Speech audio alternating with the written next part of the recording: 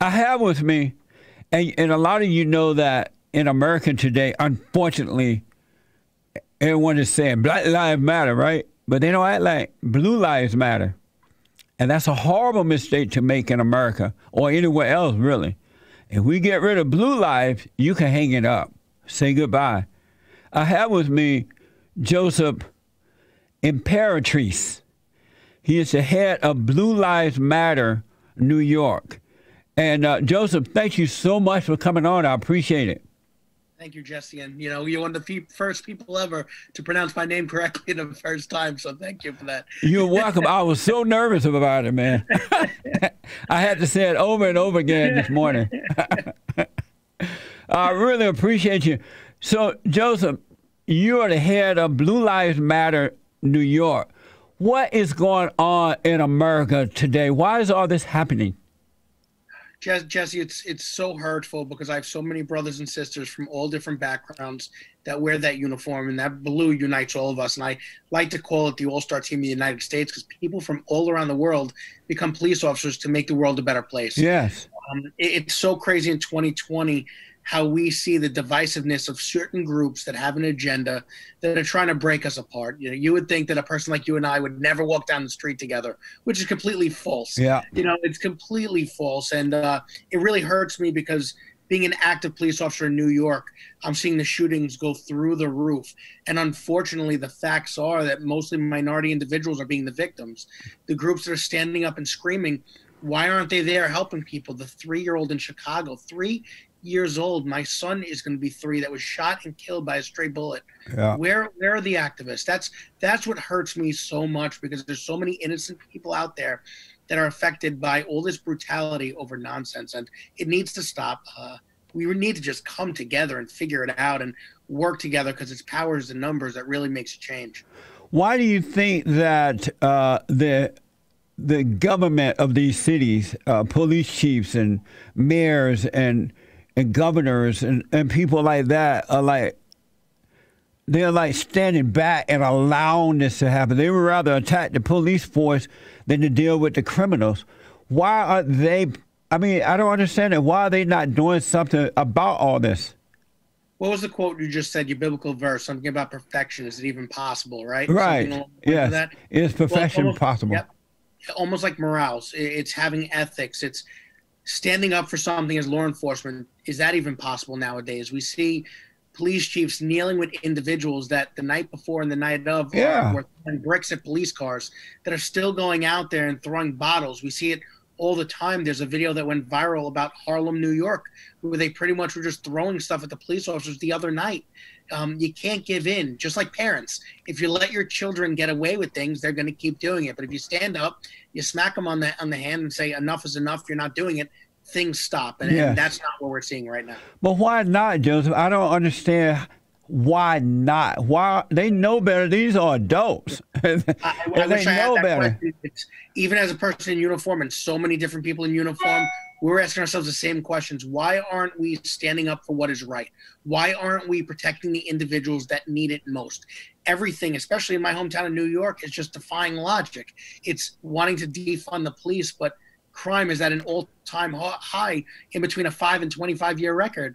This isn't all unicorns and rainbows to where everyone's holding hands and singing Kumbaya. There's a lot of crime happening. Yes. And normal police operations, you would add more. You would add different units, whether it's a unit for, let's say, quality of life, whether you would add more foot posts. But for whatever reasons, these politicians have a hold on their police chiefs, and that's where it's going wrong. Gun violence has gone up in New York about 358%. Is that as a result of handcuffing the police officers there? Jesse, if I told you that we're going to have stores, we're going to leave the doors wide open and we're going to have nobody inside to watch anything, do you think people would just walk inside and just start taking things knowing that? Right. More than likely, right? Yes. Well, just like in New York City, what'd they do? Well, we're going to go on live TV and say that we're taking away our plainclothes officers. The guys that go out there, the guys and gals that go out there and take the worst of the worst people off the streets. The guys and gals that put fear into the hardcore criminals carrying guns to make them not want to do it. Well, guess what? Now those criminals said, haha, Those guys aren't going to come after us anymore. So what's going to happen? We're going to do whatever we want. And we're seeing that firsthand in New York City and across the nation. Yeah, and I read that plainclothes police officers were disbanded in New York. And what is it like for the officers to know that they cannot do their job now? You know, they as you said, they became police officers for a reason. They want to protect the innocent. What is it like to stand back and watch all this happen and you can't do anything about it? Jesse, it's so odd putting on a uniform, right? Seeing police officers put in a uniform, and lately, within 48 to 72 hours, politicians are putting them into handcuffs for literally doing their job. Morale is at an all-time low right now because nationwide, this isn't just one police department. There's no direction. It's just you can't put your hands on somebody. You can't go after the bad guy. And the majority of videos that we're seeing, it's people that are putting themselves in the situation for some kind of criminal activity. Yeah. It's not just police officers stopping an individual for no reason. Somebody, a complainant, is actually calling 911 asking for help. The police are showing up. And all of a sudden, when they have to take police action, the world is saying, well, the person that put themselves there should have no accountability. It's the police officer's fault.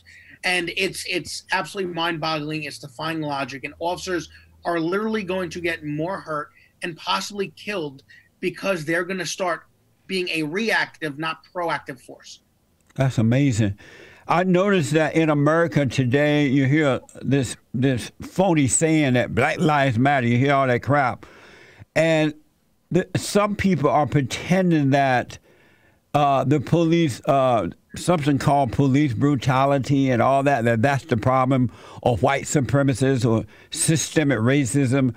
They're using all these terms that are not true when we all know that not all, but most black people are suffering due to the lack of moral character, of not having fathers and mothers in the home to raise them. I grew up in Alabama on a plantation, under the Jim Crow law. We never had these issues happening because we had fathers and mothers who were married and being good examples, and the kids knew that we all knew that if we went out and did some crap like this, we would have to pay the price. If the cops didn't get us, the parents would. We were taught to work and to treat people the way that we would like to be treated, all people. And now that the black family is broken, it's been broken for a long time now, and these people are immoral people who are carrying on like this. They are full of hate. They have no respect for themselves or others. And instead of dealing with that, dealing with the family, rebuilding the family, they're blaming it on the cops, they're blaming it on white people, they're blaming it on everybody but the real cause. How they expect to resolve the problem if they don't deal with the real issue? Well, Jesse, you just touched on it. It all starts at home, no matter what background you come from. Right. You have a family, and your parents hold you accountable and teach you, and you have faith in God or in some type of religion, you follow that, and you treat your neighbor as you want to be treated yourself. I want to also touch on something you first said. Black lives have always mattered. No one's not saying it hasn't. And of course, everyone's life does. We're all human beings. We're all created equal. But the problem is these activists, they don't believe that matters, because here we are in New York City, over 100 shootings this last week, right? Not one bullet was fired from a police officer's firearm, right? Not one. But we don't see a politician standing in front of a podium saying we need to stop this. Right. We don't hear people saying let's defund the politicians that are not doing anything to help us. And the one thing that I learned very early on in my career as a rookie is no matter what your background was, no matter if you lived in an apartment building or a private house, those individuals were very hard workers. About 90 to 95% of people in low-income neighborhoods are phenomenal individuals. They're great. They love the police. It's just a small group of knuckleheads that make it hard for them. But that doesn't mean people that want to live in those neighborhoods deserve to live in fear. Right. Deserve to walk outside of their house and have mobs of people just acting out. That's not fair to them. Everyone deserves to go home and feel safe. And I really don't like the direction that we're allowing this nation to get with saying, hey, go out, do whatever you want, scream and yell the loudest, because that's when we're going to give you what you want. It's completely wrong. So, Joseph, why isn't there a major discussion about the real cause of all this? and that is due to the destruction of the family. These people need fathers and mothers to be good examples and guide them. Why isn't that discussion happening in a big way? In my personal opinion, right, what I see is everyone's afraid of coming out and being either labeled a racist or say that you don't know what you're talking about, or how dare you say something like this. You're a little bit older than me. Back in the day, people had tough skin. You could joke around. Comics could joke. We could sit in a room together and laugh. Now you have to worry about every word that you say, but yet we have rap still going on, talking about guns, drugs, prostitution, disrespecting police officers. That's okay. But God forbid you and I have a normal conversation as normal people talking about issues. It's how dare, the two of you guys speak about something like that. It's off the wall, and we need to go back to having thicker skin, being able to tackle things head on and not diverting it. That's what we do. We turn a blind eye, we sweep it under the rug, and we just allow things to happen instead of standing up and saying no. Because if we stood up for a lot of the stuff going on, these riots, the first nights, if the police officer stood up and said, no, we're not going to tolerate you guys breaking in. Yeah. We're not going to tolerate you guys throwing rocks and bricks. We're going to lock every one of you up, and guess what? You're not just staying for 10 hours or 12 hours. You're spending the weekend in jail. Yeah. Well, people are going to think twice. But if they know, screw these cops, they have no power, we're going to be let out in a couple hours with a ticket, of course they're going to push the system and take advantage of it. So there are people out there who would say that it is racist to say that these folks who are doing all these committing crimes and carrying on this way, it's due to the destruction of the family. Is that racist to say that? I personally don't believe it is. I just believe that we're trying to put morals back into family lives and try to get people on the right track. It's being ethical. It's wanting to see the right things happen. But what I've noticed, especially on social media, I think social media might be one of the worst things that's ever happened to the human race, to be quite honest with you. And allowing phones to record whatever people want. I think it's done a lot more damage because all people do is argue. If you don't believe in that person's opinions, you're labeled sensitive, you're labeled a racist. I see it firsthand every day. And if it wasn't for my organization, I wouldn't be on, because there's no winning. It's speaking to people that are unintelligent, that listen to people that just get in front of a podium with zero experience, and they're sheep. They listen to the non-factual things. And Jesse, that's a big problem today too. People don't go off of facts. Everything is an opinion, and that's a problem. Are people aware that Black Lives Matter, the organization itself, was founded by a bunch of fat, black, radical lesbians who do not believe in God? They don't believe in the order of the family. They don't believe in anything that's good. Are they aware that they're following people who are of the Satan rather than of God? That's the problem. So, and me too, I've never had a reason to look on their website. And one of my detectives within the last couple of weeks shows it to me. And the entire site has nothing to do with bettering communities of people of color. It all says it's for the Democratic Party, that we're raising funds for the Democratic Party. What the hell does that have to do with really wanting to make a change in the lives of individuals that need it most? Nothing. Right. It's a complete hoax. It's wrong. Where's Al Sharpton marching? Where's Hawk Newsom from New York? Where is he marching? Where are all these individuals that standing up front, chanting and screaming at the police in their faces? When, like I said, there were 5 children killed by stray bullets in Chicago, a 3-year-old. But no one's, I don't want to say no one's speaking of it, but the people that have a voice in politics, they're not speaking of it. Right. But yet, if a police officer was involved in some type of shooting, right or wrong, on video or not, they're getting chastised and they're trying to put them behind bars. It's like you said, people just are following instead of standing up and saying, wait a minute, this is a lot of nonsense. We can't buy into this. That's not what's happening. And the majority of people like ourselves that really believe in helping one another and righting the ship, we sit behind closed doors and we'd rather text than push back. And I'm not saying push back with violence, but push back with your voices. Yes. We sit back and say, we're going to wait till November to voting. We have another 5 months of this stuff. We could start righting the ship now. Why wait till then? This is, these types of things are the violence and the false accusation of racism and blaming others is right up Al Sharpton's alley. He loved this type of violence. He loved blaming white folks. It's good for him when this kind of things happen. And I'm being told that they got Hawk Newsom. Yes, sir. He is the New York Black Lives Matter leader, would not come on my show. We have invited him to come on. I don't know if you saw the New York Post. The actual Black Lives Matter organization, which I believe has 14 chapters nationwide, said that Hawk isn't even part of the Black Lives Matter New York movement and that the chapter is actually suspended. So he goes on talking about how he's a member of it, all this nonsense. But they came out in the Post, and you can check it. He's not even a part of it as per them. So he's going out there, and I'm not saying he's not a hoax, but his parents were part of, I believe, the Black Liberation Army or the Black Panthers back in the day. He's from the Bronx.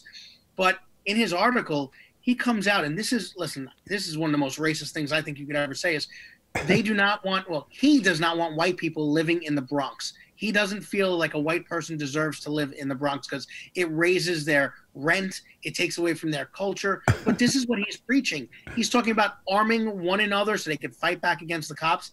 What good is that? What any person in their right mind would look and say, this person's not trying to solve the issue. They're trying to, fan the flames. It's right in front of us, but the people marching, they don't want to believe it. And it's all factual. Man, it's amazing to me how good is allowing evil to be so destructive nowadays in this country. I want to ask you, hardly a day goes by when white people are not beat up, robbed, murdered, accused, false accusations. If one white person say white power, all of a sudden, everybody's so afraid, but black people can say black power and burn and do everything. How do you feel about white people being attacked and they are not able to defend themselves and they can't get support from the police because the officers' hands are tired as well? How do you feel about that? I do a lot of listening, and lately someone said the same thing you just brought up is there's a lot of people out there that say black power, and that's perfectly okay. There's nothing wrong with that. But the same person said, God forbid white power or Hispanic power or Asian power, the world goes in an uproar. I think it was Morgan Freeman that I was watching that said a quote a while ago, and he said, how we're going to end racism is I'm going to stop calling you a black man and you're going to stop calling me a white man. We're just men. And if we're able to start working together and see each other as human beings, instead of putting this barrier, my good friend, Chaz Palminteri from the Bronx there, right, Sonny? He said it. We're not born racist. We learn to be racist. And he's true. It's right. We need to come together more. And the issue I have is we do already come together, but it's a small group of complete ignorant individuals that's making it seem like the world doesn't live and coincide. And we need to kind of stand up but once and say, we're not dealing with your nonsense no more. We're not feeding into it. Let the cops go in, clean up shop, and let's get back to normal lives where we all can live together and live as one. So what should white people do in these times? I don't think it's really just a one-person issue, Jesse. I think it's everyone because people of all different backgrounds are frustrated with what's going on. I speak to a lot of people. The police department I work for, we're all diverse and we're a family. We're not coworkers, and they say the same thing. We're so fed up. This isn't what we believe in. And my opinion, I'm so glad, I've said it from the beginning, we need more people of color speaking up and saying, no, this is nonsense. What's going on? Yeah. Because if I say the same thing, someone looks at me and says, push Joe's opinion off to the side. But I want people to hear their side. I want them to say, no, we're not down with this. We live in this neighborhood, but we're not for it. And that's what we have to do. We need to come together, and the people that really feel like, wow, this is something I don't agree with, no matter what color their skin is. Stand together, support one another, stand side by side, and let them speak their mind and say, no, we're not going with this. And you're right about that, Joseph, but the reality is right now, white people are under attack. They're the most hated species on this side of heaven for no reason. They had nothing to do with slavery. They had nothing to do with Jim Crow. As a matter of fact, that's not the reason black people are out of control at all anyway. It has nothing to do with slavery or Jim Crow or any of that. And white people are under attack. What advice would you give them to protect themselves? Well, one thing is it's the other white people. We see the white people marching with Black Lives Matter signs. Yeah. And there are black people, and those are the people saying, we hate whites. And meanwhile, I look and I say, you're white. I put a post up on social media recently, and the problem I see is we see a lot of these young 18-year-olds and into the young 20s that are white. that live with mommy and daddy, that are still being spoon-fed, that don't pay their car insurance or their car payment, never paid for college. Mommy still tucks them up at night, but yet they're going out there and saying, we hate white people. Well, look in the mirror. Maybe you're the issue. You're the person spewing all this hate. You know, look at the color of my skin. I'm an Italian-American, but I'm not talking about any nonsense or anyone hating one another, but yet you're white and you're saying all this crap. So look in the mirror. And mommy and daddy, I really blame dad a little bit, because I don't know about you, but I got my little butt kicked when I was younger by my father if I stepped out of line. You know, these kids, obviously, you know, they're being pet, you know, mommy and daddy are petting their head and giving them ice cream cones. And no. Mommy and daddy need to take responsibility and try to pull back their kids or kick them out the house and give them some responsibility and say, you want to march, you know, over crap that you have no idea about. You know, you want to talk about things that you have no idea about. They've never even been stopped by the cops. They look like Puss in Boots from Shrek when they get stopped by the cops with their big eyes. You know, but yet they want to talk about how, you know, there's police brutality. And I've been a police officer nearly 15 years. And none of this stuff that they're talking about on TV goes on even remotely close to what individuals are making it seem like. And most of these people are the white people that are saying it. And it really, that frustrates me more than anything. Are you afraid of being called a racist? You know what, I hear it all the time, Jesse. I've heard it from day one. People said, well, Blue Lives Matter is racist. Well, really, because the last time I checked, blue wasn't a skin color. Right. My organization was founded after Rafael Ramos and Wen Lu were assassinated on December 20th, 2014 for wearing a uniform, a Hispanic and Asian male. And ever since then, we've raised over $1.5 million to help police officers nationwide of all backgrounds, of all colors. Yeah. So I've been labeled the racist, but I turn around and say, wait a minute, if I'm a racist because I help people no matter what they look like, well, you know what? Call me a racist then, because I know in my heart I'm not. Two other questions. They had this guy funeral, George something, out of Minneapolis, and they gave that guy a funeral that was fit for a king. Oh, yes. And I was blown away by that. And in reality, they could care less about George Floyd or George Floyd's mama or anybody else. But they used that to pretend they cared about black people and Black Lives Matter, all that crap. Were you surprised that they had a horse and carrot? It was better than Jesus Christ's funeral. It was better than Princess Diana's funeral. Yeah. Were you surprised to see that mess? That hurt me, and why it hurt me so much is there was an individual, a black male, who was, I believe, 77 years old. You know this story. The retired sheriff who was defending property during the riots. Yeah. He was shot and killed. But his funeral wasn't that. And meanwhile, he served his entire life going out there protecting people that he didn't even know for his entire life. Yeah. There's officers, 150 plus on average a year, that are killed in the line of duty, and they don't get funerals like that. So that was hurtful. And those are people, and I think we can both agree, I think this is the first time in American history that what happened to Mr. Floyd was completely off the wall. No officer should ever, to any extent, ever treat a human being like those officers did. 100% I do not agree with it. But let's remove that part of it, and let's see what led up.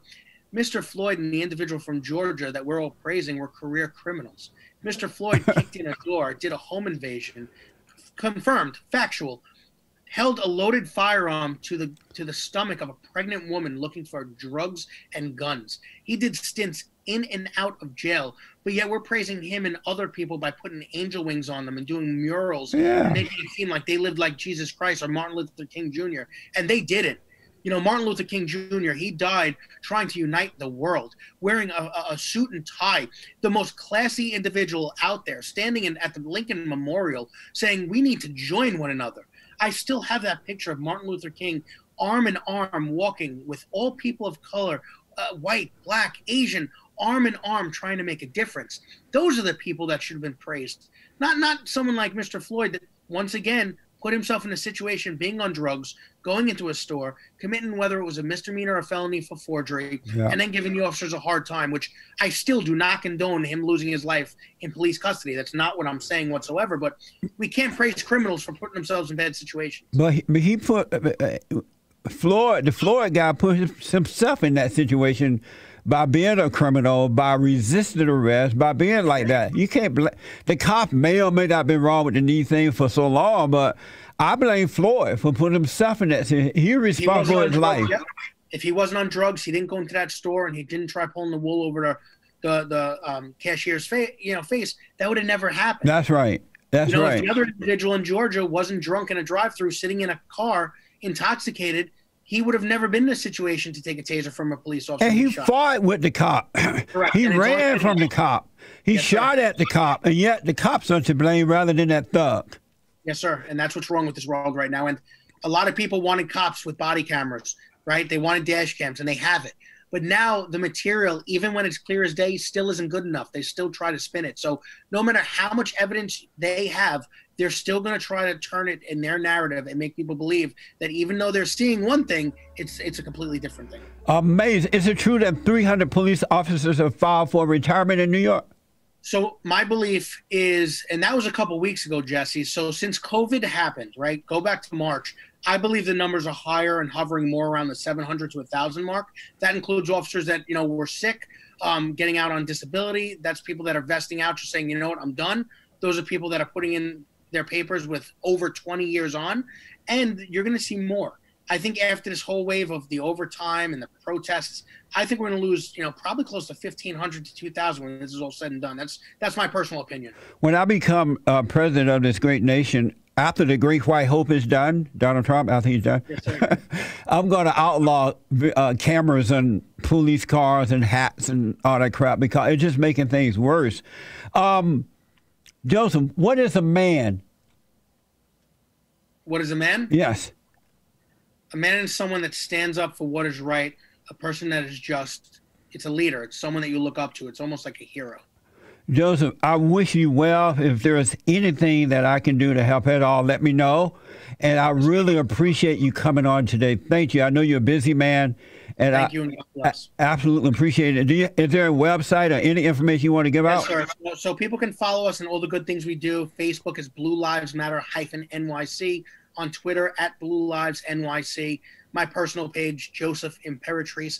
And our website is bluelivesmatternyc.org. So everybody knows 100% of the proceeds go to helping the families of officers killed in the line of duty nationwide or diagnosed with a life-threatening disease. Well, Blue Lives Matter, I agree with you 100%. And let the police, the whole force know that we are on their side. We are not for this Black Lives Matter crap. It has no meaning. It means nothing.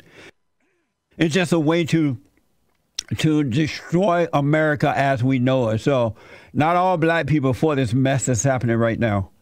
And thank you, Jesse. I appreciate it. And may God bless you. And God bless you. And thank you again for coming on. Thank you, sir. All right. Amazing.